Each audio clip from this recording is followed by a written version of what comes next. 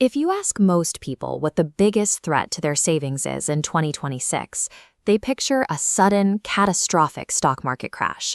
But the reality of market risk is often quieter. Your portfolio is more likely to be drained by invisible forces.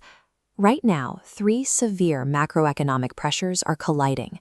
We are facing a simultaneous combination of prolonged high interest rates, rapidly accelerating government debt, and inflation that remains above the central bank's target. The policymakers inside this building currently hold the levers. The decisions central bankers make over the coming months will dictate the cost of everything, from the business loans keeping local factories open to the yield you earn on your personal savings. Because these forces are now interacting simultaneously, tracking the stock market alone provides an incomplete picture of your financial exposure.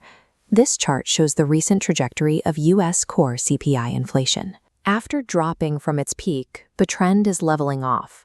It remains at 2.6%, staying above the central bank's 2% target for several consecutive months.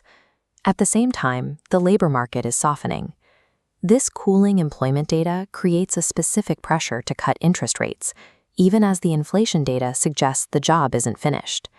Lowering rates to support employment risks stimulating consumer demand, which could pull inflation back toward previous highs. However, maintaining the current target range of 3.5 to 3.75% keeps borrowing costs high for businesses and maintains the financial squeeze on households. The Federal Reserve is managing a trade-off, where easing the pressure on the labor market likely risks reigniting price growth. Everyday investors spend their time obsessing over the daily movements of the S&P 500, but the true engine driving the American economy operates here, inside the government bond market. A warning sign recently appeared on trading desks. Driven by aggressive selling, the 30-year Treasury yield reached 5.3%, a multi-year high. As America's baseline cost of capital, when this yield jumps, the cost of corporate debt, auto loans, and business financing follows. The pressure became intense enough that on August 19th, the Treasury announced increased purchases of longer-term bonds to help bring those yields back down.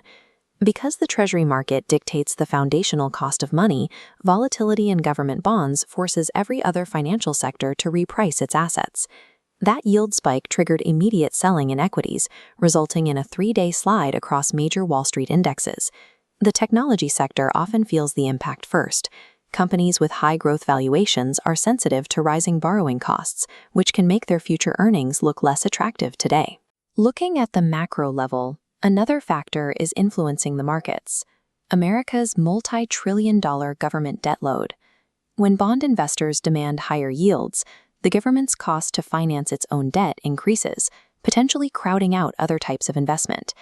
These stock market slides suggest a systemic friction where the high cost of U.S. sovereign debt is starting to affect corporate valuations. For individuals, these high rates make carrying a month-to-month credit card balance much more expensive than in previous years. In the housing market, a cut to short-term rates by the Fed does not mean 30-year mortgage costs will fall at the same speed or to the same degree. One side effect is that individuals holding cash in competitive savings accounts are currently seeing some of the highest yields in over a decade. For investors, remember that markets are forward-looking.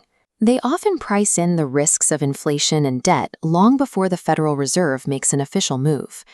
The Fed's ongoing battle with inflation has transformed common financial products, from mortgages to savings accounts, into active variables in your financial plan. This diagram shows the competition for capital in 2026. Government debt, inflation, and technology investments are all pulling from the same pool of available money. This tension means that tech-heavy stock indexes may no longer serve as a reliable early warning system for the broader economy. To understand the direction of the economy, investors should pay closer attention to the bond market and Treasury yields. Significant financial shifts in this environment are likely to appear first in the bond market, signaling a change in the true price of money itself.